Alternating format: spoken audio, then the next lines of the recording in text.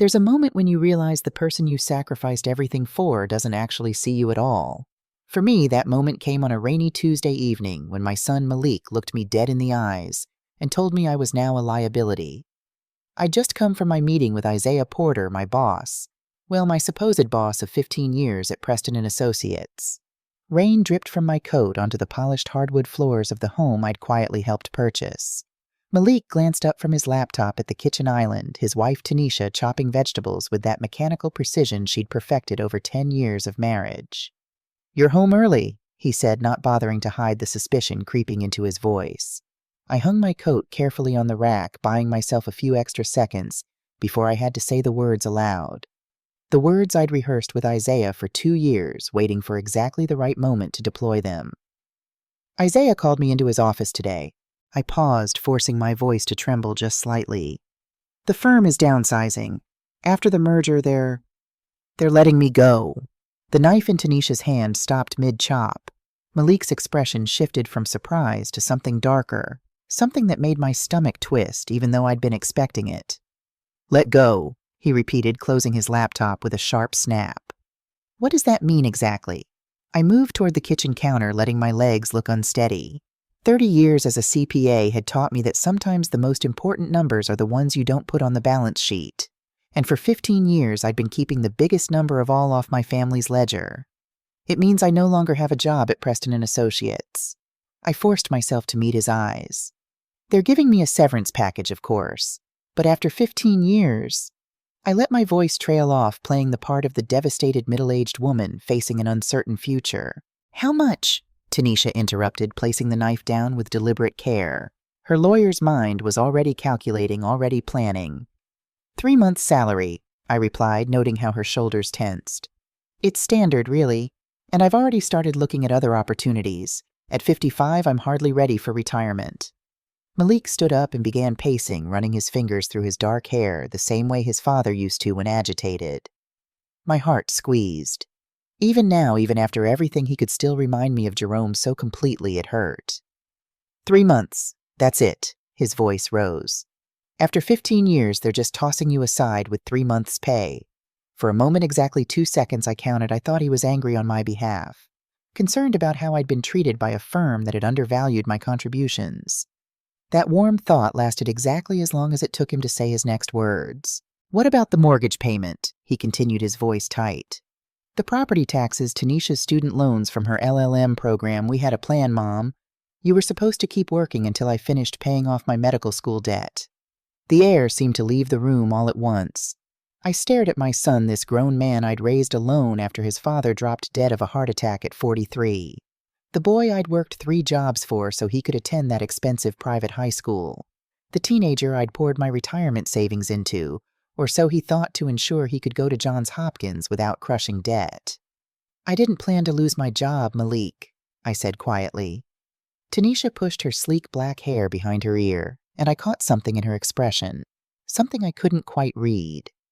"No one plans these things, Tiana," she said, her tone smooth and patient, as if explaining something to a particularly slow child. "But responsible people prepare for them. Do you have any savings at all? Any investments? Anything we can use to weather the storm?" The irony of her question nearly made me laugh. If she only knew. If she only knew about the offshore account Isaiah had helped me set up 12 years ago. If she only knew about the investment portfolio that had grown steadily, carefully, magnificently. If she only knew about the 3 properties I owned downtown, quietly appreciating in value year after year. But I kept my face carefully neutral, just as I'd practiced in the mirror that morning. "I have some savings," I said, "enough to keep myself afloat while I look for another position." Malik stopped pacing. "Yourself, what about us? This arrangement has always been that you help with the household expenses. That was the deal when you moved in." "When you asked me to move in," I corrected him gently. "After your father died, you insisted I sell my house and come live with you and Tanisha because, in your words, family should stick together." Tanisha's laugh was like ice cracking. "That was before you became a financial liability, Tiana. We're trying to start a family. We can't afford to support a third adult who isn't contributing." I looked around the spacious kitchen with its marble countertops and high-end appliances. The house where I'd contributed not gifted because I'd wanted Malik to feel like the provider 60% of the down payment 5 years ago as a wedding present. The house where my monthly rent covered most of the mortgage payment. I understand your concern, I said, keeping my voice steady despite the performance. I'll find another job as quickly as possible. And in the meantime, Malik pressed his voice, taking on that edge it got when he wasn't getting his way. What exactly is your plan until then? My phone buzzed in my pocket. I knew who it was without looking. Isaiah, right on schedule. I pulled out my phone and glanced at the screen, making sure they could see my face change as I read the message. It was all part of the choreography we'd planned. The buyout cleared. 8.5 M in account number 4721. Board approved your exit. Your free partner. Time to stop hiding. My heart raced as I read the words, but I tucked the phone away without replying. Something about Malik's tone, about Tanisha's calculating gaze, about the way they were already planning my exit from their lives, made me want to savor this moment just a little longer. For 15 years, I'd been the reliable foundation of this household, the steady stream of income they could always count on, the safety net that never failed. Maybe it was time they learned what life would be like without that security. I have some options, I said vaguely. I'll figure it out. Malik exchanged a look with Tanisha, a silent communication that excluded me entirely.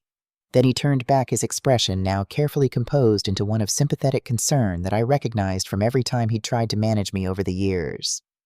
Mom, you've always been terrible with money. Dad handled everything when he was alive, and then I helped you manage things after he passed. I don't think you realize how serious the situation is. I felt a flash of indignation that was entirely genuine. Terrible with money, I'd been a CPA for over 30 years. I'd managed multi-million-dollar portfolios for Preston & Associates' wealthiest clients. I'd kept meticulous records, turned failing investments into gold mines, and built wealth so quietly, so carefully, that not even the people I lived with suspected the truth. But at home, I'd played a role, the slightly helpless mother who needed guidance with her checkbook, who couldn't quite understand investment strategies, who relied on her smart doctor son to handle the complicated stuff. It had made Malik feel needed, important. After Jerome died, my boy had been so lost, so desperate to be the man of the house. And I'd given him that gift, the gift of feeling necessary, of being the protector. It had been an act of love. Now, standing in this kitchen while he used that gift as a weapon against me, I wondered if it had been the right choice after all. I appreciate your concern, I said carefully, but I'll be fine. Tanisha leaned forward, her perfectly manicured nails, I'd paid for that manicure, same as I'd paid for most things around here, spread on the counter. Tiana, we've been thinking. My mother mentioned that Golden Sunset Assisted Living has openings for resident aides. The pay isn't great, but they provide room and board. It could be perfect for you while you get back on your feet.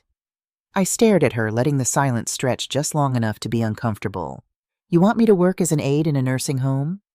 It's a retirement community, she corrected smoothly, as if the semantics made any difference. And yes, I think it makes perfect sense. You've always been good with older people, and it would solve the housing issue. What housing issue? I asked, though I already knew the answer. I'd known it was coming since the moment Malik's expression had shifted from surprise to calculation when I'd announced my layoff. Malik cleared his throat. We can't afford to support you, Mom. Not with our plans to start a family. Not with our debt. If you're not contributing financially— He paused, and I could see him struggling with how to phrase it. You can't stay here. The words hung in the air between us. I thought of all the nights I'd stayed up late poring over financial aid forms, loan applications, scholarship essays. All the overtime I'd worked or pretended to work since I was actually building a business empire. All the vacations I'd skipped, the retirement contributions I'd claimed to reduce but had actually been funneling into my private accounts. All of it to ensure Malik could follow his dreams without the crushing weight of debt.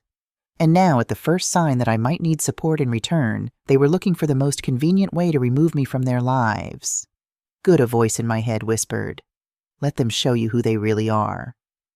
I see, I said, my voice surprisingly calm despite the storm brewing inside me. And how long do I have before I need to make other arrangements? Tanisha glanced at Malik, and something passed between them that I couldn't quite read. Was that guilt or just coordination of their attack? Well, ideally, we've already called Golden Sunset, Malik interrupted, apparently deciding that ripping off the bandage quickly was the better approach.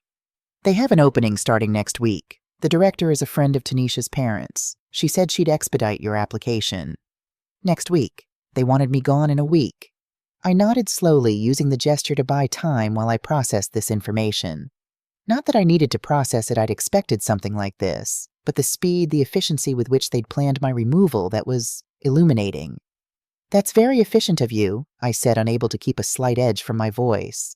We're just trying to be practical, Vanessa said, resuming her vegetable chopping as if we'd just finished discussing dinner plans instead of dismantling my entire living arrangement. You always taught Malik the importance of planning ahead. Indeed, I had. Planning ahead was exactly what had led me to save and invest so carefully over the years. Planning ahead was why I'd never told Malik about the trust fund his grandfather had left him, $2.3 million quietly growing, waiting for the day he was mature enough to handle it. Planning ahead was why Isaiah and I had spent 15 years building a private equity firm in secret, waiting for the right moment to reveal our partnership. Planning ahead was why I had a net worth of $18.5 million that neither of them knew anything about. You're right, I said, forcing a smile. Planning ahead is essential. I appreciate you both looking out for me. Malik's shoulders relaxed, visibly relief washing over his face. He actually thought he'd won, that he'd successfully managed his helpless mother into accepting her fate. We care about you, Mom, he said, his voice softer now. We just need to be realistic about our situation. Of course, I agreed, turning to leave the kitchen. I should probably start packing.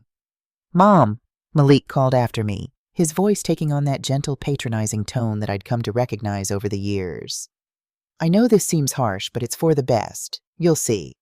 I paused at the doorway, looking back at my son and his wife in their expensive kitchen, already mentally checking off the task of dealing with Mom from their to-do list.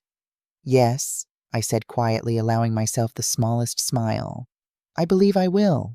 As I climbed the stairs to my room, the smallest bedroom in the house, the one I'd taken so Malik could have a home office, and Tanisha could have her yoga studio, my phone buzzed again. Tay, please tell me you're going through with it. It's time. They need to see who you really are. I sat on the edge of my bed and opened my laptop, logging into the banking portal that Malik didn't know existed. The numbers on the screen confirmed what I already knew: Preston & Associates buyout, $500,000 investment portfolio, $200,000 real estate holdings, $100,000 liquid assets, $700,000 total net worth, $500,000, even more than I'd told Isaiah. The side investments had performed better than expected. For decades, I'd been the safety net for others. I'd caught Malik every time he fell, cushioned every blow, smoothed every path. And in doing so, I'd raised a son who believed that support should only flow in one direction toward him. It was time to change that narrative. I opened a new browser tab and began searching for apartments in the upscale Riverside district, the same neighborhood where Tanisha's parents, Laverne and Raymond Brooks, lived in their sprawling colonial that they never let me forget, cost just over $2 million.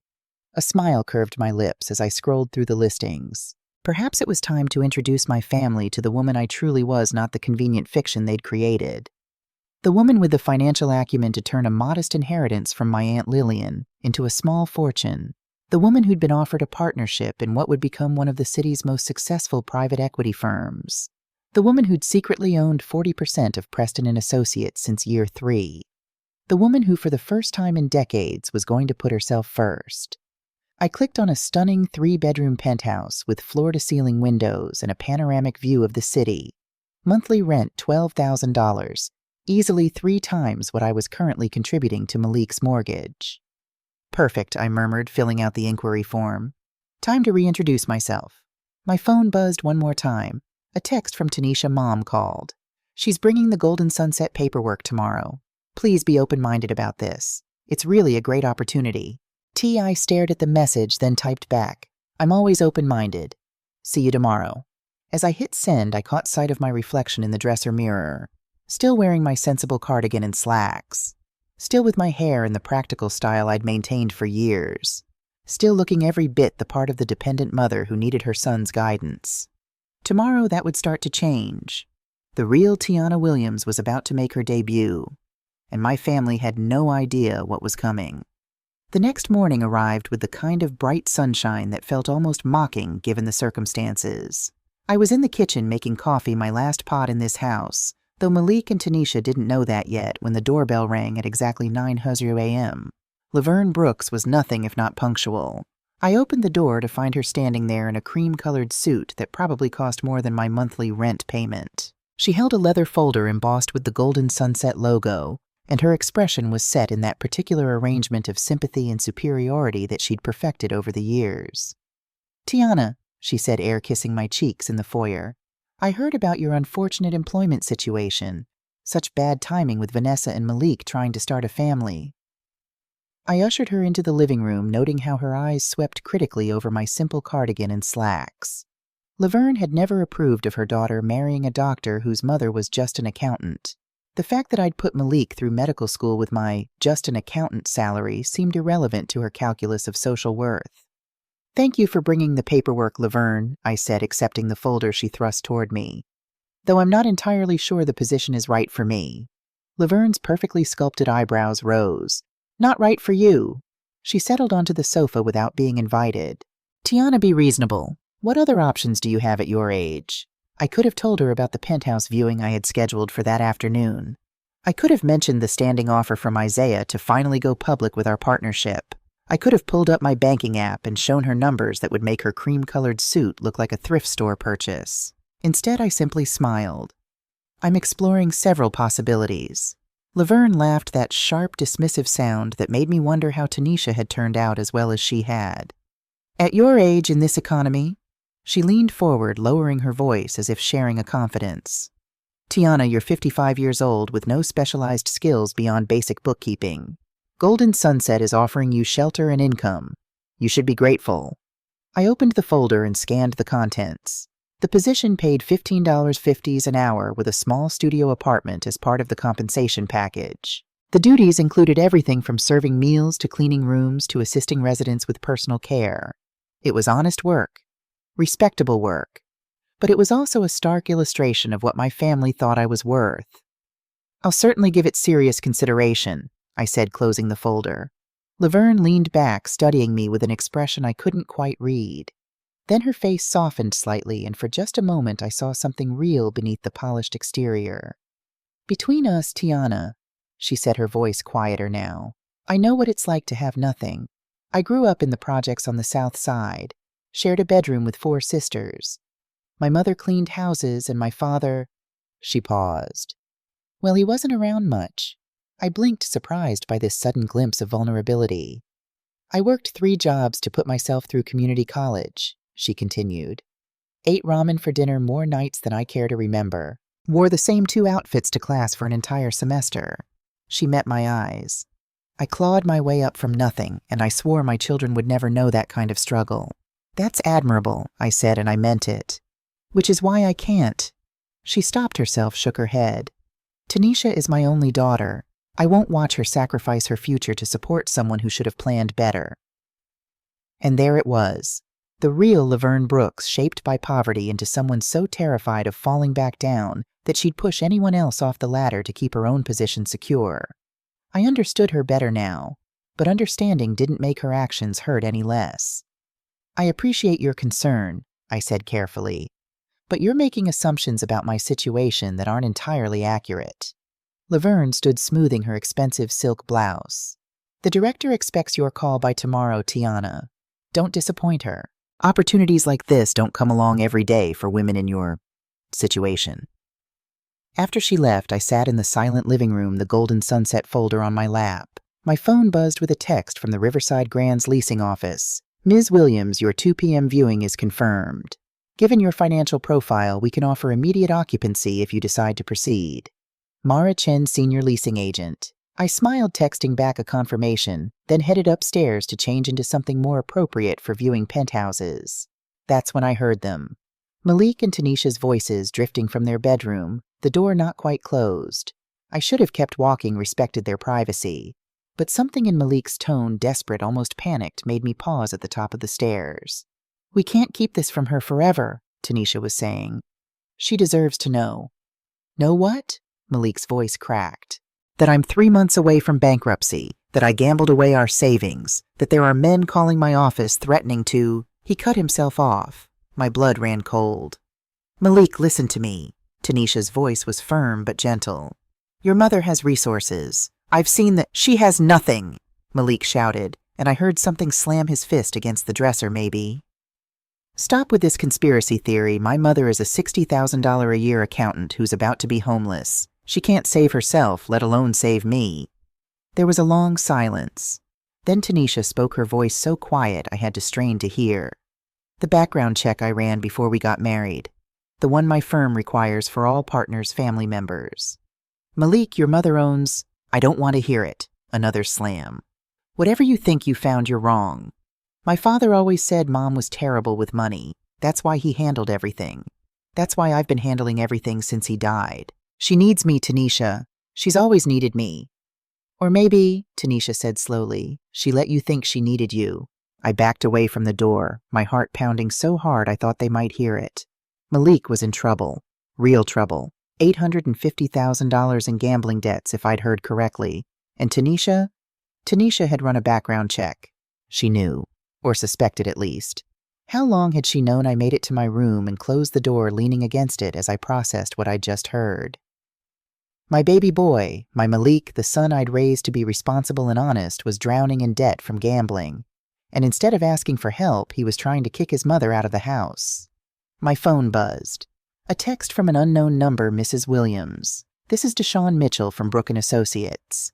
Isaiah Porter referred me. I understand you may need legal counsel regarding some family matters. Available to meet today if needed. Isaiah was always 3 steps ahead. Of course, he'd already have a lawyer on standby. I texted back, yes. Can you meet at 4 p.m. after my apartment viewing? The response came immediately. Absolutely. I'll send you an address. The Riverside Grand was even more impressive in person than in the online photos. Floor-to-ceiling windows overlooked the city skyline. Hardwood floors gleamed under recessed lighting, and the kitchen featured appliances that probably cost more than most people's cars. Mara Chen, the leasing agent, couldn't quite hide her surprise when I immediately offered to pay 6 months' rent in advance.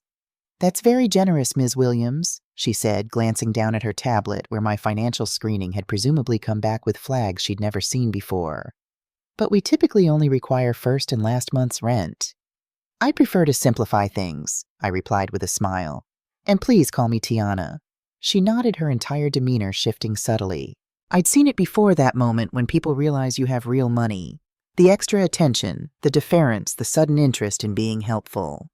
The penthouse would be available in 3 days, Mara said. I know that's quite soon, but perfect, I interrupted. That's exactly what I need.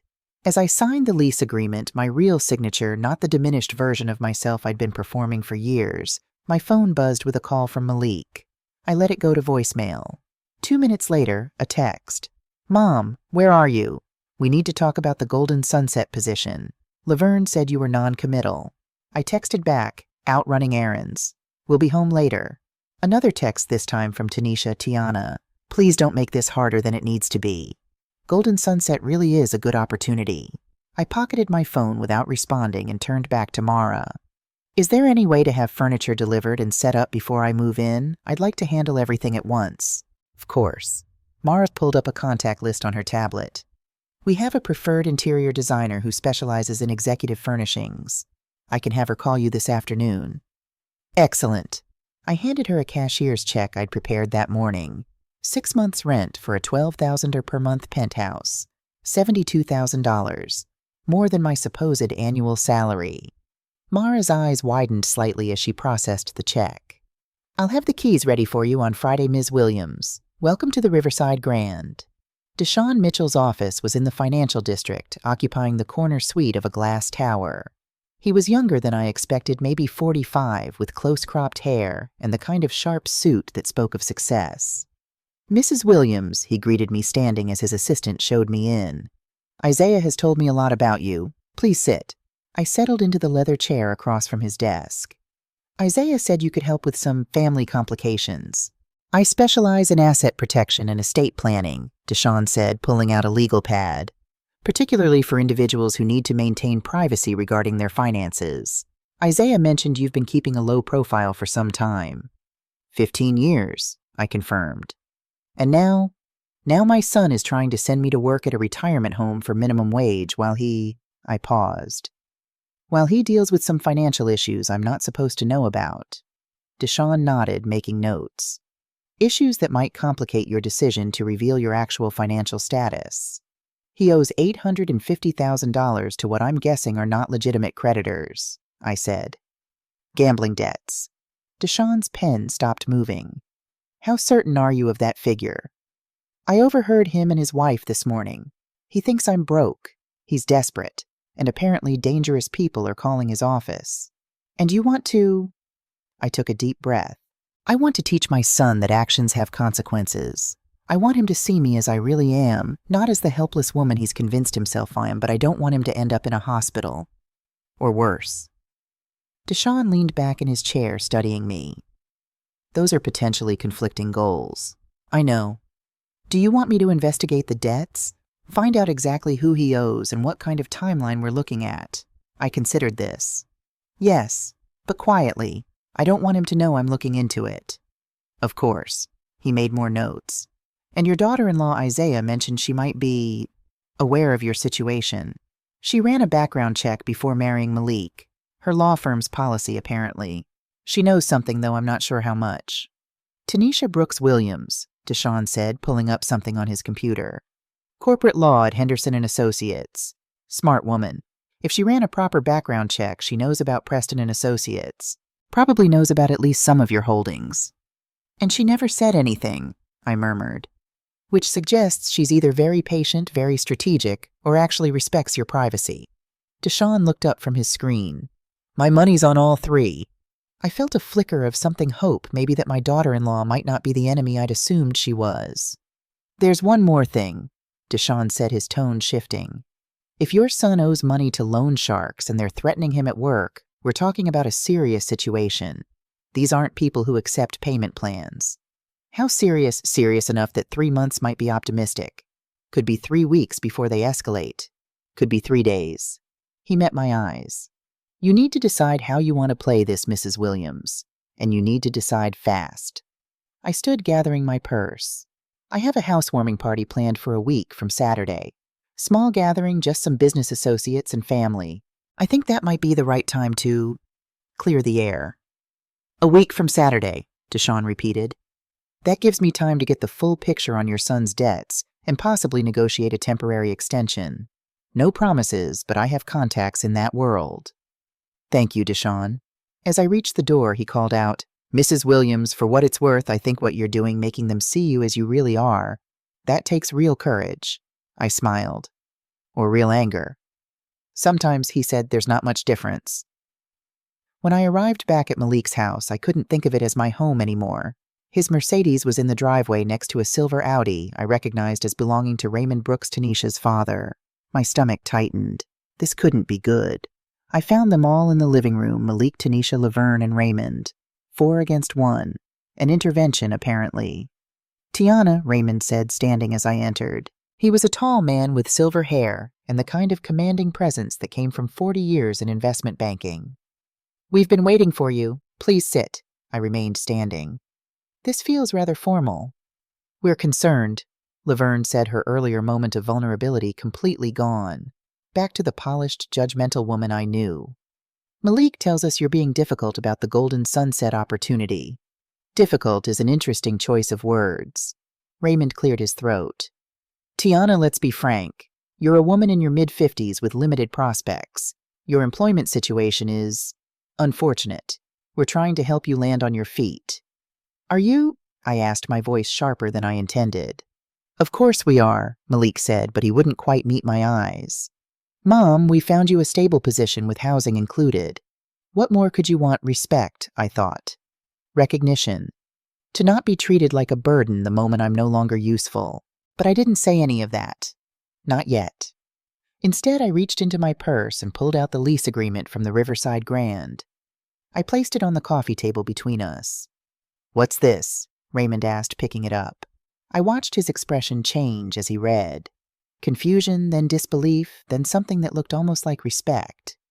You've leased a penthouse, he said slowly, at the Riverside Grand.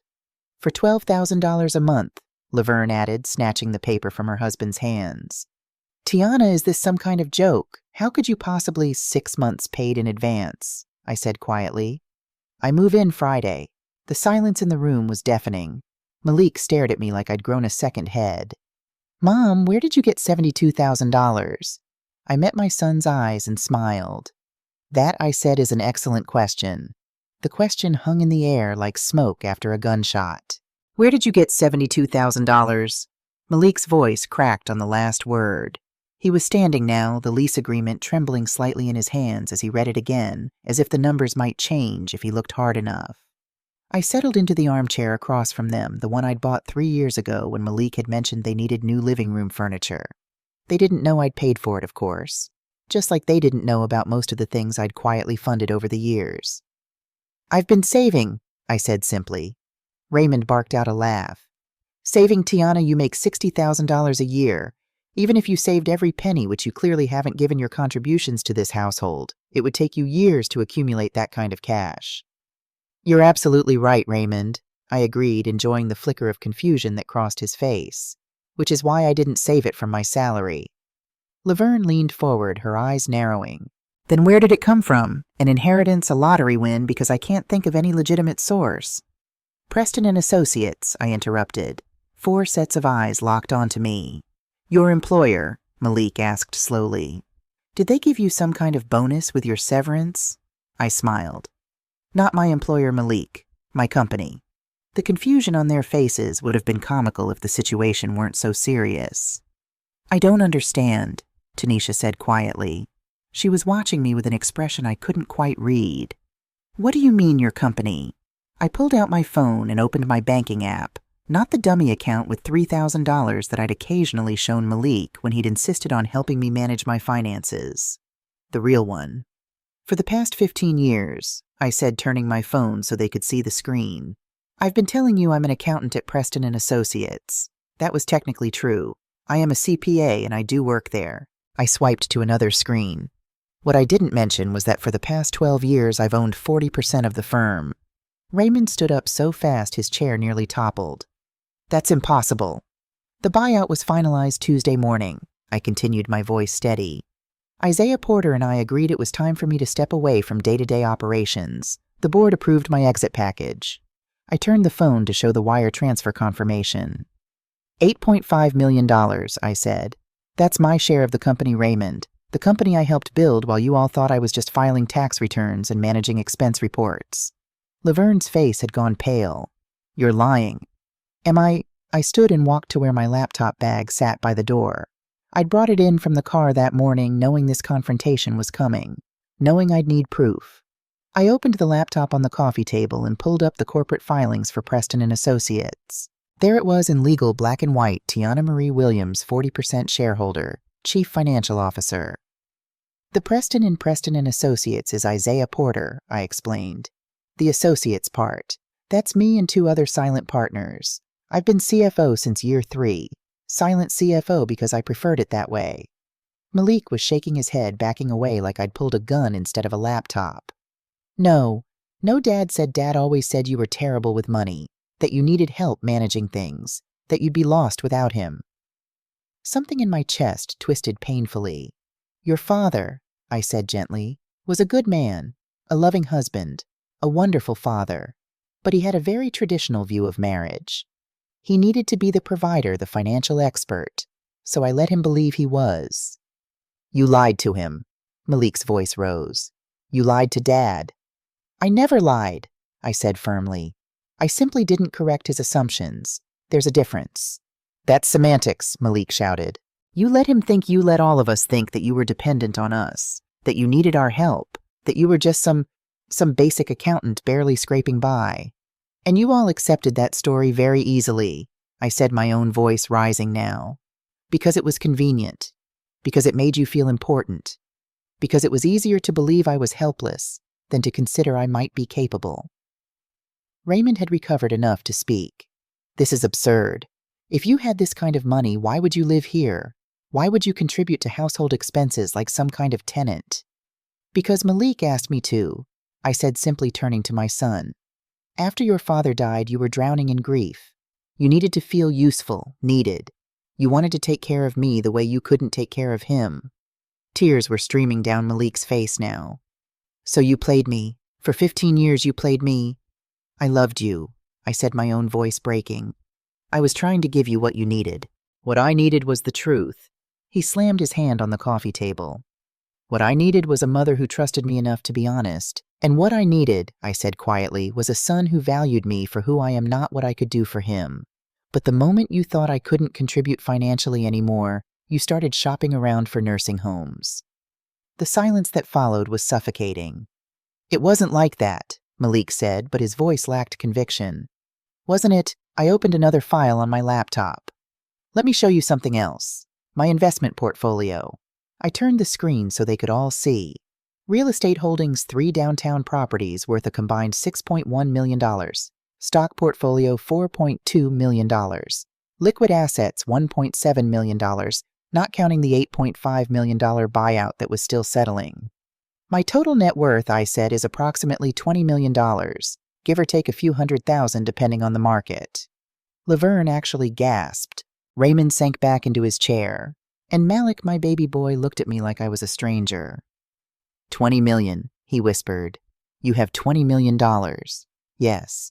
And you were going to let us send you to Golden Sunset to clean bedpans for minimum wage. I was curious, I admitted. I wanted to see how far you'd go, how easily you'd discard me when you thought I had nothing left to offer. That's sick, Laverne said, finding her voice. That's manipulation. Is it? I closed my laptop. Or is it just holding up a mirror? Raymond stood again, his face flushed. You've been deceiving us for years, playing some kind of sick game. I've been protecting myself, I interrupted.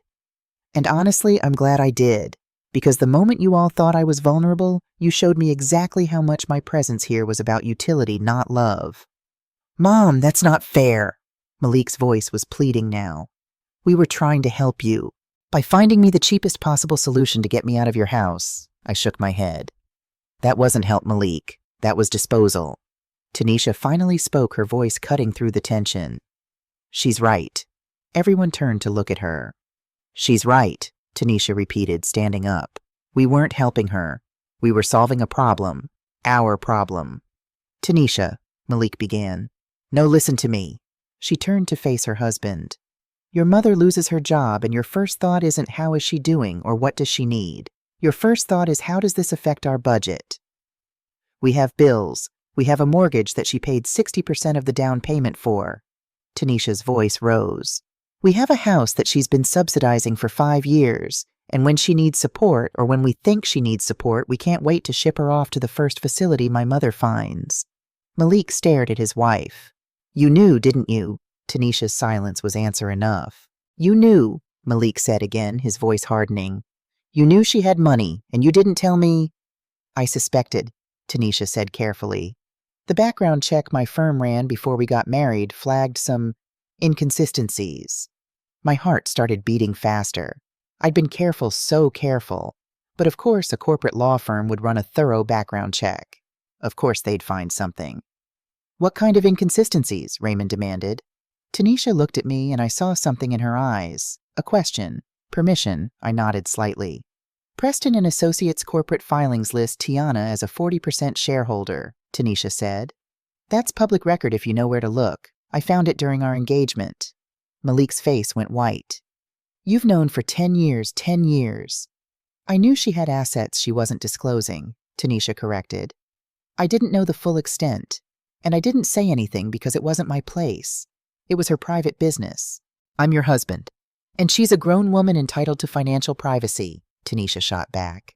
What was I supposed to do, Malik, tell you that your mother didn't need your help? Strip away the thing that made you feel necessary. The room fell silent again. This is insane, Laverne said finally. This whole situation is insane. Tiana, you let my daughter marry into your family under false pretenses. I let your daughter marry a good man, I interrupted. My financial status had nothing to do with their relationship. It has everything to do with it. Laverne was on her feet now. You made fools of us. We offered you charity, we tried to help you, and all along you were sitting on millions of dollars. I never asked for charity, I said, my voice like ice. I never asked for anything. You offered, you assumed. You decided I was poor, helpless, in need of your superior wisdom and guidance. I simply didn't correct your assumptions.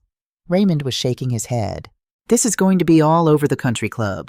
When people find out we tried to send a multimillionaire to work at Golden Sunset. Ah, I said softly.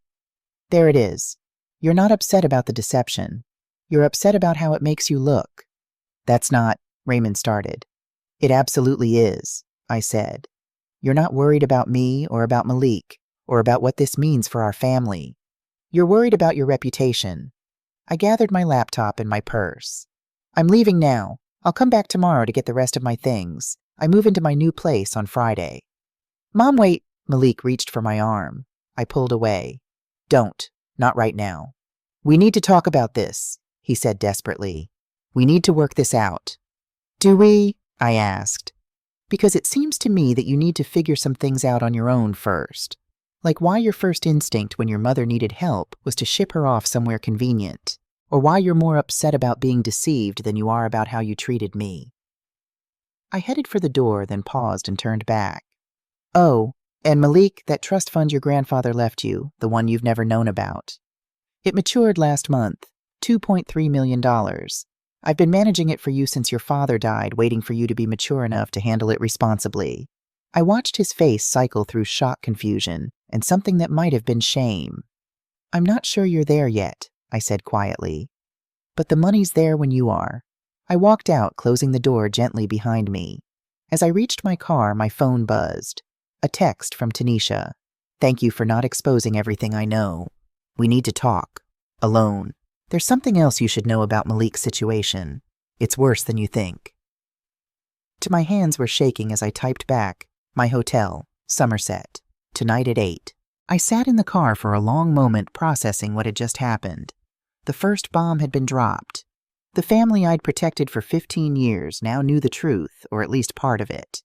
But Tanisha's text suggested there were more revelations to come. And from the sound of it, the next ones were going to be much more dangerous.